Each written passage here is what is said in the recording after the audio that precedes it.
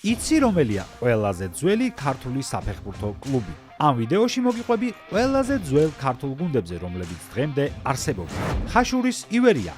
ხაშური ქალაქი, სადაც ფეხბურთი თითქმის საუკუნეა ცხოვრობს. 1926 წელს დაარსებული ივერია დღეს ეროვნულ ლიგა 4-ში თამაშობს. დინამო თბილისი, დინამო სოხუმი და ოზურგეთის მერცხალი სამივე 1925 წელს დაარსდა. მერცხალი ლიგა 4-ში თამაშობს, სოხუმი კი რეგიონ ლიგაში. რაც შეეხება დინამო თბილისის, საქართველოს ყველაზე ტიტულოვანი კლუბია და არის ერთადერთი ქართული გუნდი, რომელმაც ევროპული თასი მოიგო.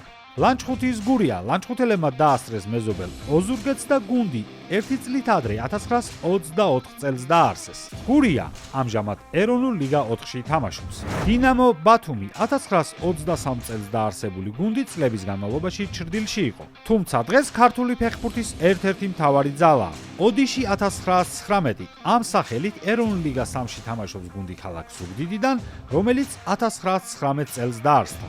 წლების განმავლობაში გუნდმა ბევრი სახელი გამოიცვალა: ბაია, მგლები, დინამო და ასე შემდეგ. როგორც მალარია და ბითლზების ფირფიტები, ფეხბურთით საქართველოში ზღვიდან შემოვიდა. კოლხეთი 1913 არის ყველაზე ძველი ქართული კლუბი ქალაქ ფოთიდან. დიახ, შავიზღვისპირა ამ ლამაზ ქალაქში ქართული ფეხბურთის ისტორია უკვე ერთ საუკუნეზე მეტ ხანს იწერება. დააკომენტარე შენ რომელი ქართული კლუბის გულშემატკივარი ხარ.